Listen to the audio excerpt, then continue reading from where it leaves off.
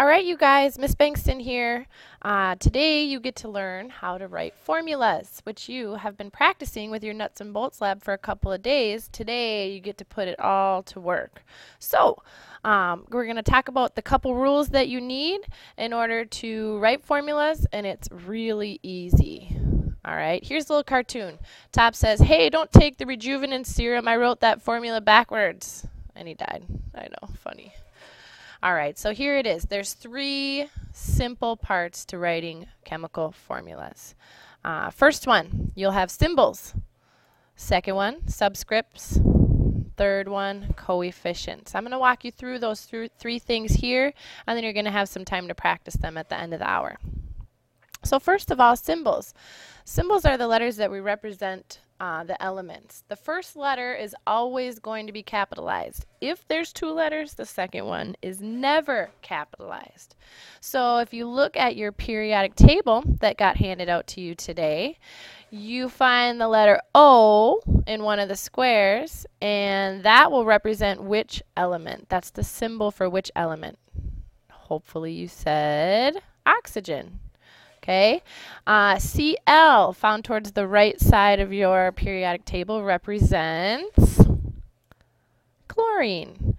All right, each element in the periodic table has a one or two letter symbol that represents that element. It just saves us a lot of time and writing, so we don't have to write out all of the names all the time. Okay, here's your periodic table. So you can see that some of them have one letter over here.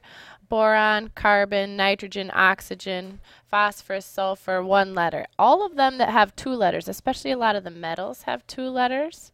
Copper, Cu, zinc, Zn. The second letter is always lowercase. Okay. Second part of this is writing formulas. So a formula is what we're going to use to show that a couple of atoms have been bonded together. So they're a group of elements that are connected or bonded. The formula is going to tell us what kind of atoms are in there and how many of each are present. What it doesn't tell us is what order that those atoms come in. So if we have lots and lots of atoms bonded together, we'll see which ones are in there, but it's not going to show us what order they're in. Kind of like if you're eating chocolate fudge layered cake. You might know that there's cake and you might know that there's fudge, but you don't know what order all the layers are going to go in and what that cake's going to look like. Okay? So at the bottom are a couple examples. We have HCl and NaCl, both of which are formulas. Okay? Here in your notebook, you guys can draw the pictures that pop up here. So if we need to pause the video, that's just fine to give some time for drawing and coloring. Color is going to be important again today, just like it was the other day. So we have a formula here, HCl. Now there's two symbols in that formula, H and Cl. We know that this is together because that's a lowercase l. Okay, so H stands for hydrogen, so the hydrogen atom there. And Cl stands for chlorine, so you're also going to have a chlorine atom. Now we draw them touching because they're bonded together in a formula that tells you that those two atoms are bonded together. Over here we have Na and Cl bonded together. Okay. This one we're going to have Li. Look at your periodic table. What does Li stand for? Should be lithium. And F here stands for fluorine. Last one, K and I. K is potassium and I is iodine. So potassium iodide is what this compound would be. Okay, so the formula really just shows you exactly which atoms are bonded together in each of these compounds. If you need to pause it here to give some time for drawing and coloring, that's just fine. Okay, the last bit that you need to, or I'm sorry, second to last is your subscript. Okay, so with a subscript, it's going to be a small number that comes after the symbols. Okay, and the subscript tells you how many of each atom are in that compound. So here's an example, CO2. The little 2 down here is the subscript. So then we ask ourselves how many C's are in here and how many O's. If there's no subscript written after the C, then that means there's just one. The subscript only applies to the number it comes directly after. So that 2 does not apply to the C. It only applies to the O. So that means that we would have 1 C and 2 O's. Okay. Here's another one. This is for sugar. C12H22O11. Now all 3 of our symbols have subscripts this time.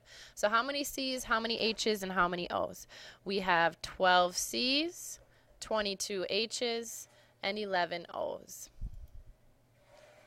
Last one, MgCl2.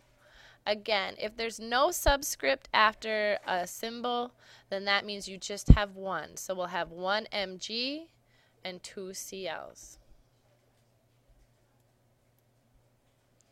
Here's some examples for you to draw, and you're going to want to add color as well. So CO2 means we have 1 carbon and we have 2 oxygen. There's your 2 oxygen atoms that are bonded to 1 carbon atom. Okay? H2O, we have 2 hydrogens and we have 1 oxygen. There it is. Down here, we should have 1 nitrogen and 3 hydrogens. So your 1 nitrogen with 3 hydrogens bonded to it. And lastly, C2H6, you should have 2 C's and 6 H's bonded to them. Okay, so your formula shows you what atoms are there and how many when you add the subscripts in there. Okay, now we could have this in a whole straight line, all the C's and H's in one straight line. Those subscripts are not going to tell you what order these go in or what it looks like. Okay, last bit here is the coefficient.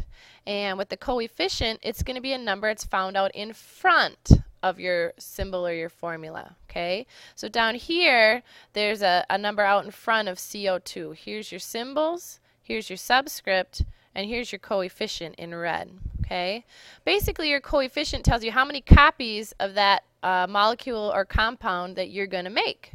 Okay, so here we're going to have 5 copies of a CO2 molecule. Here we're going to have 10 copies of a C12H22O11, and here we'll have 4 copies of MgCl2. So you can add to your pictures from before in a second here. Let's walk through H2O together. So H2O, we have 2 hydrogens that are bonded to 1 oxygen. Okay? If we put a 2 out in front of it, that means we have 2 copies of everything in black. So you put a 2 out front, you have to double, you have 2 whole molecules. Okay? Are these 2 molecules bonded together? No. 2 separate copies of water. So if you look here, we did these before. CO2 looks like this. If I put a 3 out in front of it, that means that I must have 3 copies of that molecule. So we need to add 2 more copies. Now we have 3 copies of CO2. Over here on water, 4 copies of water. You need to make 3 more water molecules. Again, note these copies are not bonded together. Okay, the parts in black in the formula, that means they're bonded. The red coefficient tells you the number of copies of that formula. NH3, 2 copies of it, add another copy.